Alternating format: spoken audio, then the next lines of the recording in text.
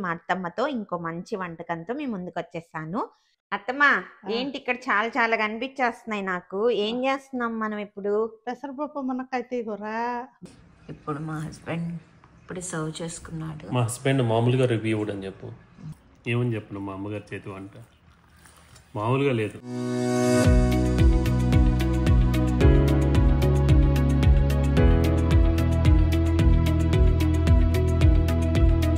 Hey guys, welcome back to my channel Praveena's Vision. Hope you all are doing great. ఎలా ఉన్నారు అందరూ? బాగున్నారా? So ఈరోజు ప్రవీణాస్ విషన్లో మళ్ళీ మా అత్తమ్మతో ఇంకో మంచి వంటకంతో మీ ముందుకు వచ్చేసాను. ఏం వంటకం చేస్తున్నాం, ఎలా చేస్తున్నాం, ఏంటి అనేది మా అత్తమ్మ మాటల్లోనే వినేద్దాం. ఓకేనా? ఎందుకు ఇంకా మరి లేటు, వెళ్ళిపోదామా? ఓవర్ టు అత్తమ్మ. హాయ్ అత్తమ్మ. హాయ్. అత్తమ్మ ఏంటి ఇక్కడ చాలా చాలా కనిపించేస్తున్నాయి నాకు. ఏం చేస్తున్నాం మనం ఇప్పుడు? పెసరపప్పు మునక్కాయ తీగూర. మునక్కాయ పెసరపప్పు తీగూర.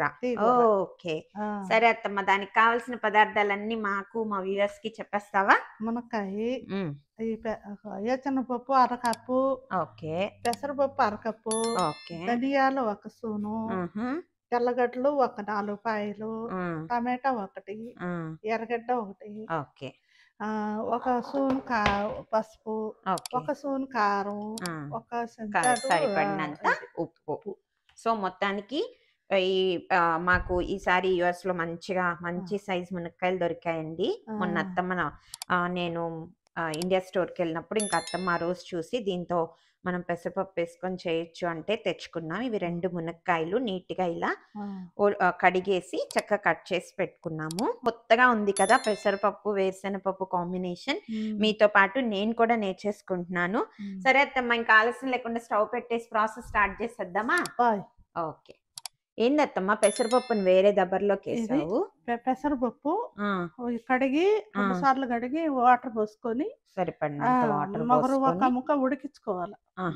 కొంచెం లైట్ గా కూరలో మళ్ళీ ఉడకద్ది, ముందుగా కొద్దిగా ఉడికించుకోవాలి. ఇప్పుడు ఇందులో ఏమన్నా ఉప్పు పసుపు ఉత్తగా ఉడికిస్తాం. ఓకే, ఇలాగ ఒక పక్క పెసరపప్పు మనకి ఉడుకుతూ ఉంటుంది అన్నమాట. సో ఇక్కడ మళ్ళీ కర్రీకి సరిపడా దబర పెట్టేసుకొని ఉత్తగా వేయిస్తుందండి. ఆయిల్ ఏం వేయలేదు, డ్రై రోస్ట్ అంతేనా? డ్రైగా పప్పుల్ని, ఈ వేరుశెనగ పప్పుల్ని వేయించేస్తోంది. సో ఇప్పుడు వేరుశెనగ పప్పు వేసుకున్నాం కదా, అలాగే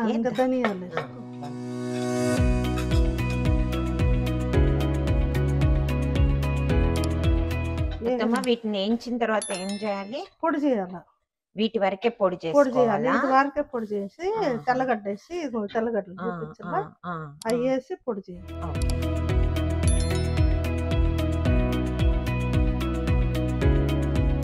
1/2 టీ స్పూన్ ఆవాలు, మినపప్పు, తగినంత జీలకర్ర, తగినంత జీలకర్ర. సో మనం పప్పును కూడా ఇలా మంచిగా ఉడకపెట్టేసుకోవాలి. కట్ చేసి పెట్టుకున్న ఆనియన్స్ వేసేసుకొని మంచిగా కలిపేసుకోవాలి. ఆనియన్స్ ఇలా ఎర్రగా రాగానే ఇప్పుడు కట్ చేసి పెట్టుకున్న టమాటో యాడ్ చేసేసుకోవాలి.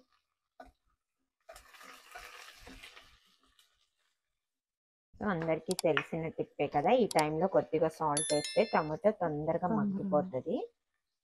సో సరిపడినంత కాకుండా కొద్దిగా వేసుకున్నాం, మళ్ళీ కూరకు సరిపడినంత మళ్ళీ వేసుకుంటాం.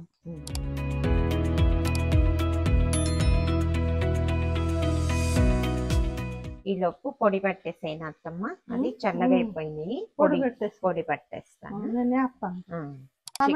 ఎర్రగడ్డలు వేగి మునక్కాయలు మళ్ళీ ఒకసారి కలిపెట్టుకొని పసుపు కారం వేసి మూత పెట్టేస్తాయి అలా. సో ఇప్పుడు దీనిలో తగినంత పసుపు, అలాగే మనం తినగలిగినంత కారం. మనం పచ్చిమిరపకాయ ఎండుమిరపకాయ ఏం వేయలేదు కాబట్టి ఇదే కారం కూరకి. కానీ ధనియాల నుంచి ఒక రవ్వ ఘాటు వస్తుంది అన్నమాట. ఇందులో మునక్కాయ మునిగేదాకా కొద్దిగా వాటర్ యాడ్ చేస్తుంది.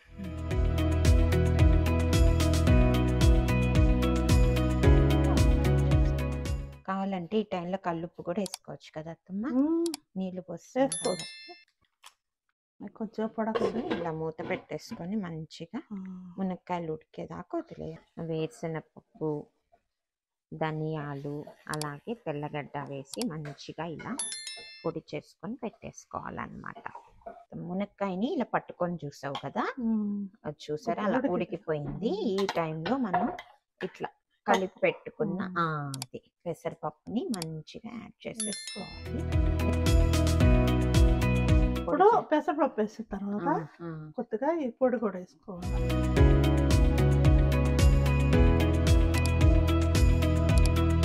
మునక్కాయ ఎక్కువ ఉడికితే చెదరబడదు. చూడండి మంచిగా ఉడికిన తర్వాత ఇలా తయారైంది మనకి పెసరపప్పు మునక్కాయ.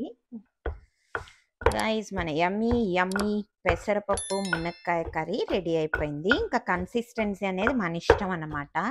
మేమైతే ఈ కన్సిస్టెన్సీ ఉంచేసుకుంటున్నాము. చూసారండి, పెసరపప్పు ప్రోటీనే, వేరుశనగపప్పు ప్రోటీనే, అండ్ చపాతీలకు కూడా బాగుంటుంది. ఇలాంటి కర్రీస్ చేసుకుంటే పిల్లలకి చపాతీలో కూడా పిల్లలకు మంచిది. దీన్ని మసాలా కూర అనొచ్చు, పప్పు కూర అనొచ్చు.